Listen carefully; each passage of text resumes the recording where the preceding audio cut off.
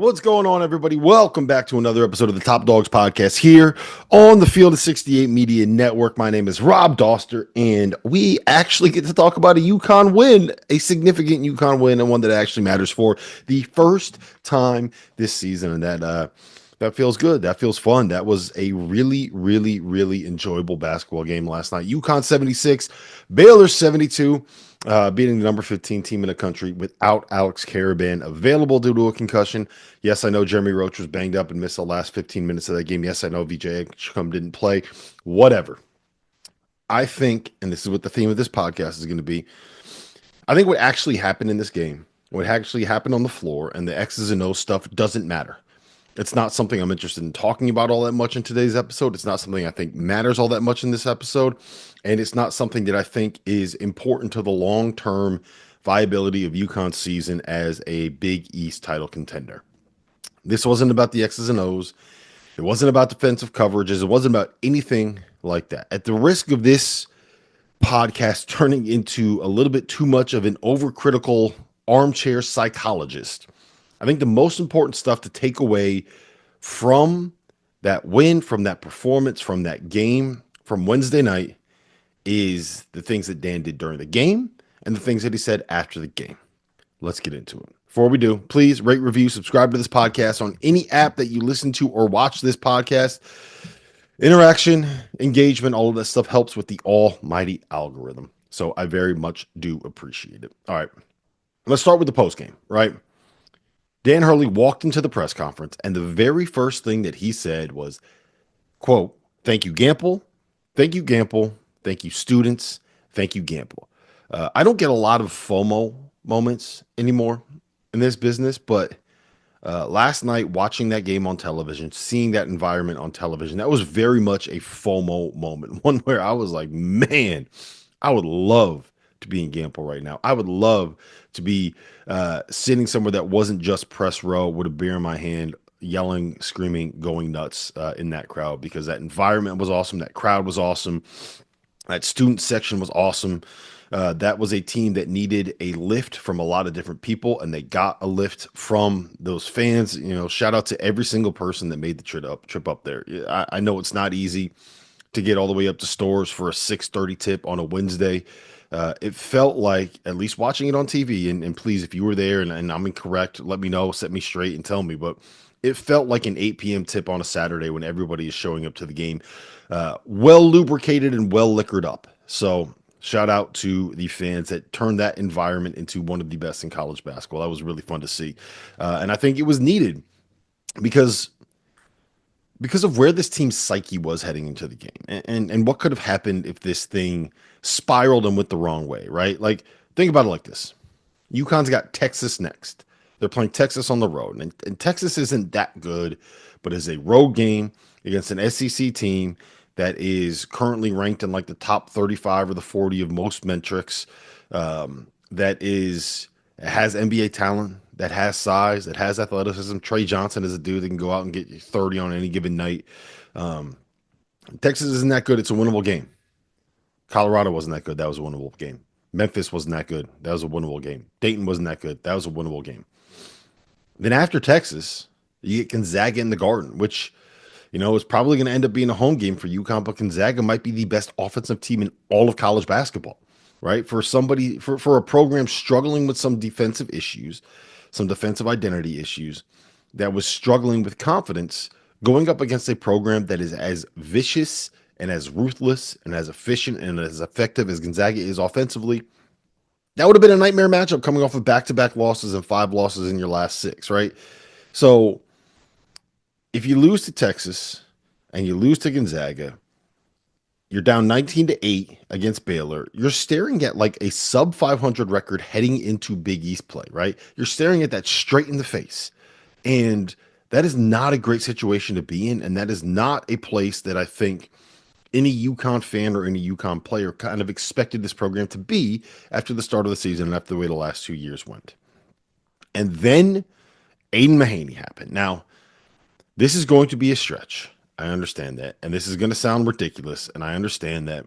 And You're going to call me reactionary, and there's going to be people in the comments, and there's going to be people in my mentions that are calling me an idiot for saying this. But I think that there is a world where we look up in February and we say that 2 minute stretch from Aiden Mahaney in the first half is what ended up saving UConn's season and what turned around UConn's season. And I just I don't think that you can overstate how important that was, not just for Aiden himself, but for the UConn team as a whole, right? They're down 19-10, and Aiden gets that rebound and leads the break. And throws that dime, that little pocket bounce pass between two defenders to Jaden Ross for a dunk that lifts off Campbell Pavilion. That gets it loud, that gets it hyped, that gets the energy going the way that it was before tip-off, the way that it was before a 19-8 surge from Baylor in the first 12 minutes made it look like this was something where this could end up being a runaway, right?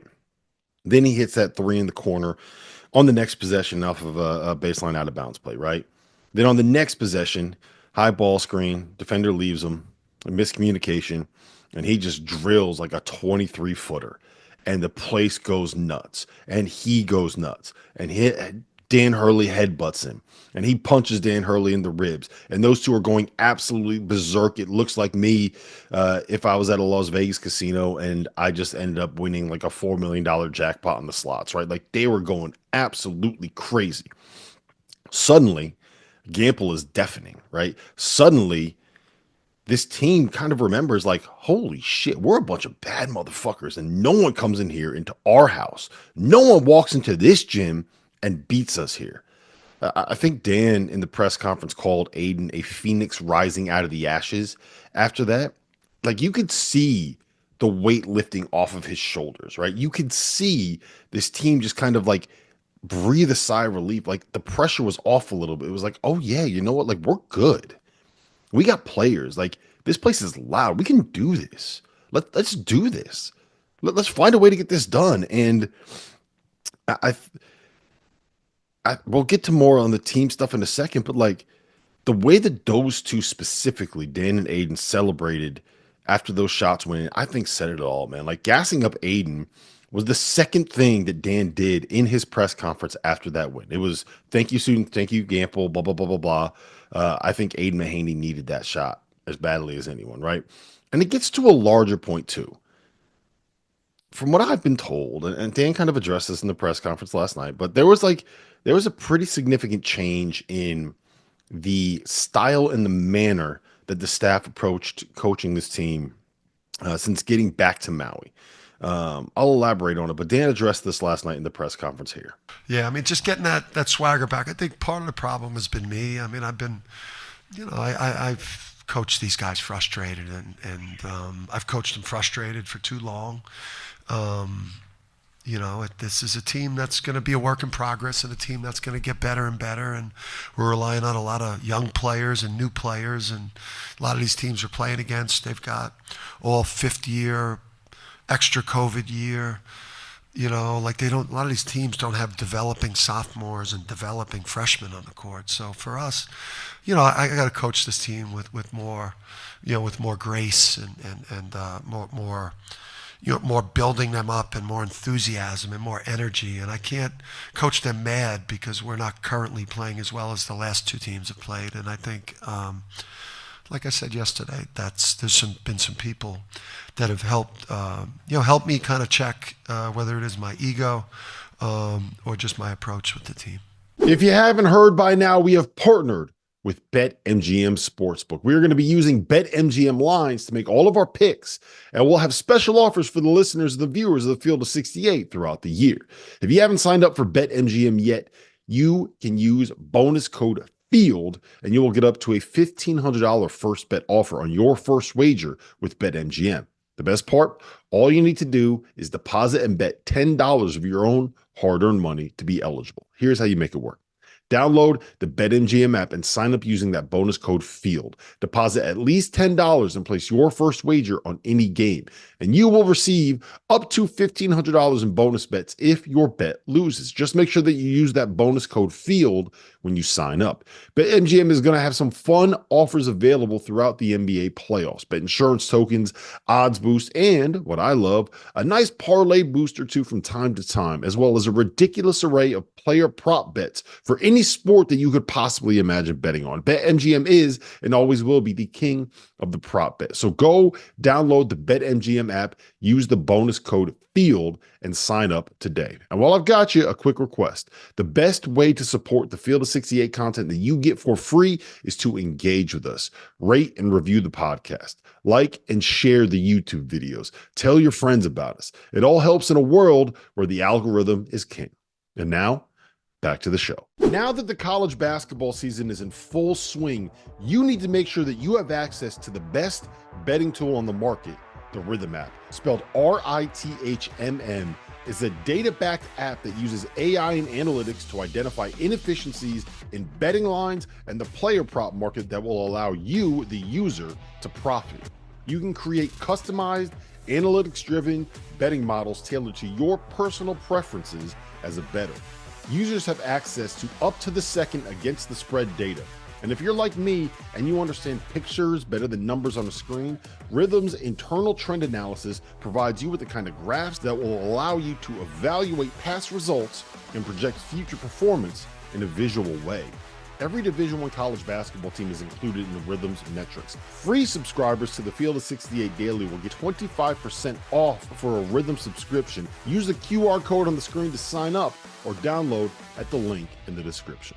Now that college basketball season is back in full swing, I need to remind you guys about our partners over at Autograph, where the real college hoops fans reside. The Autograph app curates all of the best content for every sports fan and every sports fan's favorite team. Podcasts, blogs, analysis. It's all there without the nonsense from the talking heads that don't actually watch the games. And there's a bonus. Consuming content on the Autograph app earns you coins that can be redeemed for rewards for things like no-fee tickets or signed jerseys from your favorite players.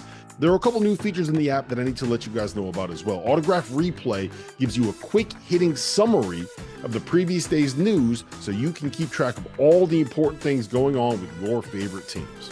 And Autograph Rooms allows you to chat in real time with the true voices of fandom within your team's community.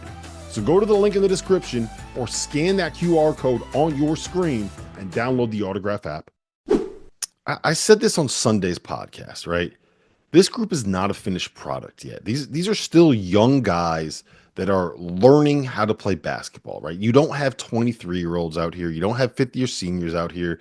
You don't have lottery picks out here. You don't have guys like Donovan Clingan and Steph Castle that know that they are good, that they are built for this, right? You don't have guys like Jordan Hawkins that know they are built for this. You don't have veterans like Andre Jackson and Adama Sungler that have been through enough wars that they've learned that they are built for this, right?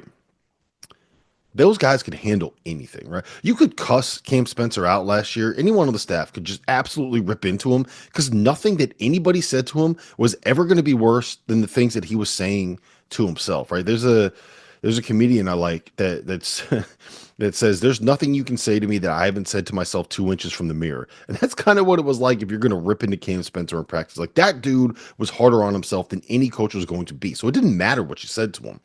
I think that, Tristan Newton, it took him time to get to the place where he could just kind of let everything roll off his shoulder. But once he got there, you got on him and he just kind of let it go because he was cool, he was calm, he was collected, he was confident, and he knew that he was going to go out there and do the job, and he knew exactly what he was supposed to do. He had the confidence to execute it and the belief that it was going to get done the right way. Steph was a cyborg. Steph Castle was an absolute cyborg. Like, I don't know if that dude felt pain. I don't know if that dude understood, like, the stuff that he was doing was ridiculous. Like, he was just a machine, man. And then, DC is the biggest goofball on the planet who probably heard and retained about 25% of what the staff was saying to him when they were yelling at him and cussing him out. Like, a lot of it just kind of went in this year and came out the other, and he's just off and going and doing his thing and knowing that he was good enough that he was going to get the job done and do it the right way, right? And I think most importantly, more than anything else, like, all of those dudes had the confidence and understood that they could handle being dressed down in practice because they were good enough to go out there and kick some ass once they got into a real game, into the moments that mattered on a court when it mattered. And there was a collective confidence in it as well. I think right now, Alex is at that point, right? I would say he's probably the only one on this roster that is kind of at that point right now because everybody else is in a new situation. And even Alex is in a new situation because he's being asked to kind of be like the go-to guy and being the star, be the focal point, and be the face of this roster. Um, but he's ready. He can handle it. You've won 2 national championships in a row. You've been in practices for 3 years. Like he knows what he's getting into. He's ready for it. But I don't think Aiden's there yet. I don't think Solo and Jalen are there yet. I don't think Liam's there yet. I still think Samson and Hassan, like those guys are being asked to do so much more than they did the last couple of years. Like they went from being bit part players to being starters, key important cogs in this program and in this team, right? I don't think Terrace is quite where he needs to be yet. Jaden is definitely not there. Jaden Ross.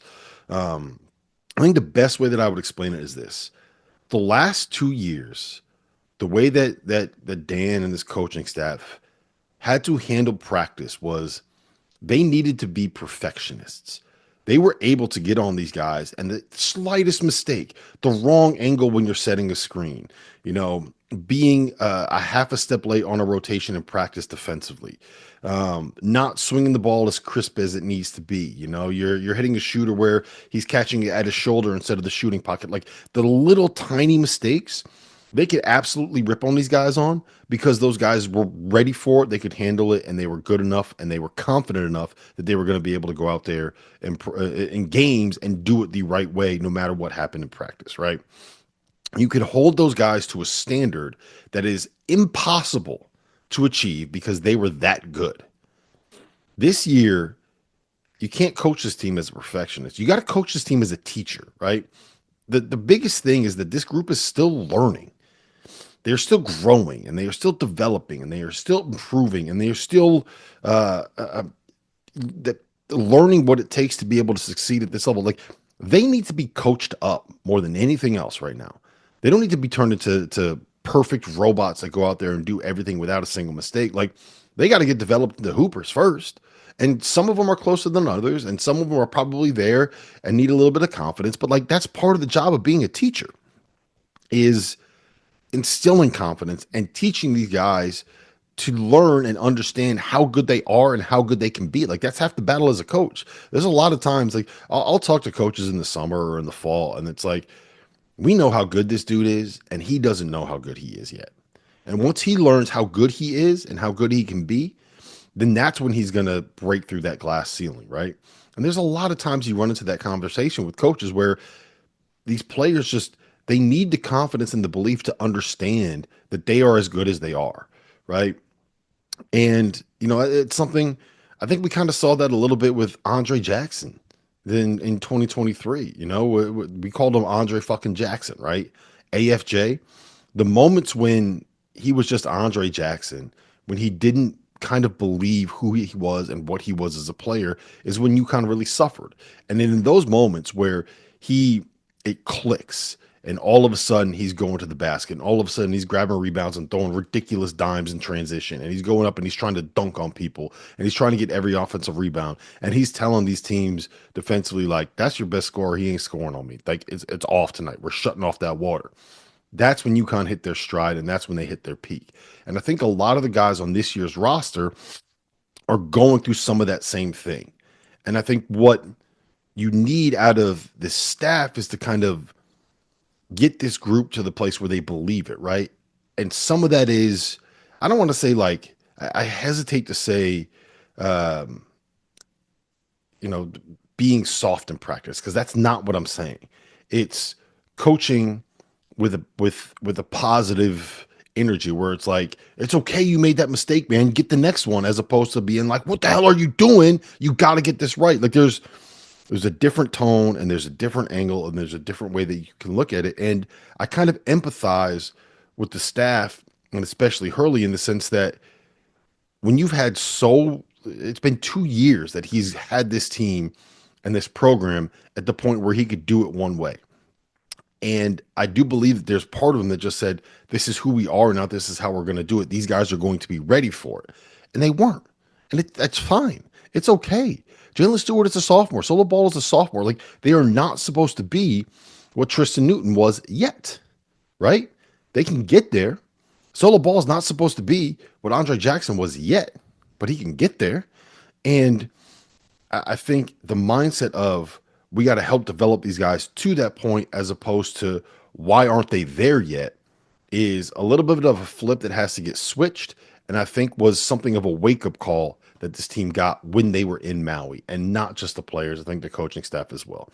But I want to reiterate something. I said this at the end of last week's pod, and I think it's important, and I think it's kind of changed the way that I view this season and where this season can go. Because this group right now, the guys on this floor, the guys that are playing in this moment, are the next wave of stars, right?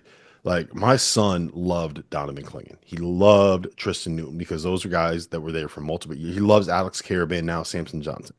He loves the guys that are there for multiple years that he can kind of attach himself to. He can become a fan of because he knows their name and is there the next season. And you can watch him have the success and then get better the next year. And he can say, oh, look at what this guy's doing. He's doing this better, you know. Samson had a block last night. My son celebrated it. He was wearing his Slamson Johnson t-shirt, and he actually said, like, he didn't foul. He played the whole game. I was like, yeah, it was good. It's a step up.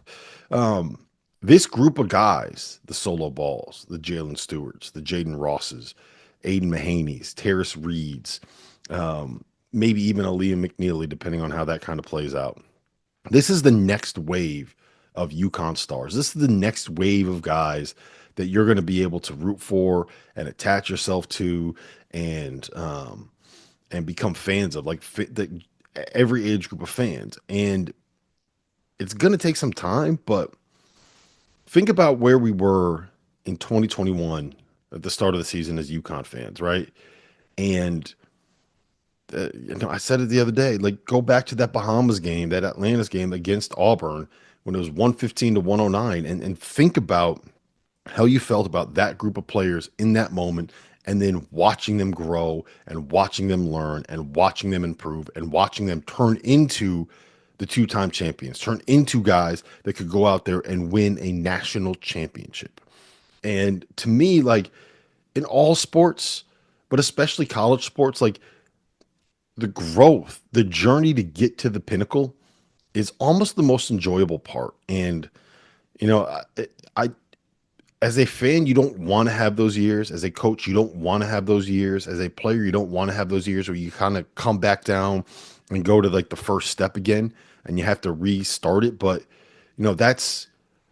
you watch that development, and that's the part that I think is the most enjoyable. And when it pays off, is the most rewarding, because you were there and you invested your time and you invested your support and you invested your energy and you invested your fandom in it. And there's going to be struggles, right? There's going to be moments where you can kind of reap the rewards of investing emotionally in a program that is kind of starting over again. And I don't want to say you kind of starting over, but you lose 7 guys to the NBA over the course of 2 years, and it's not going to be easy to replace them. And I think that growth and development is why UConn fans are so connected to someone like a Kemba Walker, right? Someone like an Andre Jackson, someone like a Tinu, and the way that his career started. It's different than just having a guy like love Cam Spencer, right? But he came in as kind of a finished product and helped win a national championship. It's different than seeing a guy come in, struggle, stick it out, and then end up succeeding the way that someone like a Tristan Newton did, who is now going to, be on a wall on the first team All-American, and somebody that should never have to pay for a meal in the state of Connecticut ever again. So that's kind of what it's all about. And I'm excited to see how this team grows, how this team develops, and where they end up being on their next step. I do think we should touch briefly on the actual basketball itself last night at some point. I thought Samson Johnson played his best game as a Husky. Point blank, period. He fouled out, but he was plus 18 in 22 minutes. He made so many effort plays, so many hustle plays, so many athletic plays. He covered ground. He took up space. He didn't foul really until the end. Like, I don't think there was a moment when he was really in foul trouble for most of the game. It wasn't a situation where you're like, all right, Terrace is going to have to play the next 15 minutes here. And yes, he fouled out, but I will take 22 minutes of that every single night from Samson Johnson if it means he ends up fouling out in the final minute of the game. Every single night, I will take that. But I'd love it if he finished that game with 3 fouls instead of 5. Yeah, absolutely. But 22 minutes of that using all 5 fouls is about the best that you can ask for, I think, if you are Hurley, right? I will take that every single night. Get 22 minutes of that from Sampson, get 22 minutes or whatever it is from Terrace Reed. And to me, that is the sweet spot for UConn at the 5. You get your fire and ice, right? Your lightning and your thunder. You get your athleticism and you get your big physical bruiser. And those two combined are going to be able to kind of give you a lot of minutes and win a lot of games if you get that from both of them for 20 minutes a night. I think that's great. I thought that the defense was much better for UConn as well. Liam, who had 17 and didn't even shoot it all that well, I thought was improved on that end. He still got beat a little bit off the bounce, but he made the recovery plays and got a couple blocks. The effort was there. And I don't know if that was necessarily there against Dayton. It wasn't always there against Colorado. I thought the rotations after a paint touch were much crisper. You could tell that this team had like drilled it out a little bit in practice and kind of is starting to figure some of that stuff out. Aiden was fighting defensively. I thought Jalen Stewart, man, like he's shown flashes. Obviously, the offensive explosion against Memphis in that first game. I thought last night he did a lot of really, really good glue guy type things. There's still some silly mistakes and bad decisions that he's got to kind of work out of his system, but you can see some really promising signs of what he could end up being, maybe by the end of this year, probably more likely by next year, once it all kind of comes together for him, because there's a player there, there's talent there. And doing all of this stuff, without Alex, I think is huge. Even with some of the injuries to Baylor, like it is huge just for the confidence as much as anything else, man. Like the details of what happened last night, well, we can talk more about details and stuff like that after the Texas game, right? It's depending on how that kind of plays out heading into Gonzaga. Like, we'll get there. To me, what mattered last night more than anything else was the vibes. It was the vibes. It was the confidence. It was the learning experience. It was the improvement in self-belief. And I'll tell you this, after last night, the vibes were immaculate.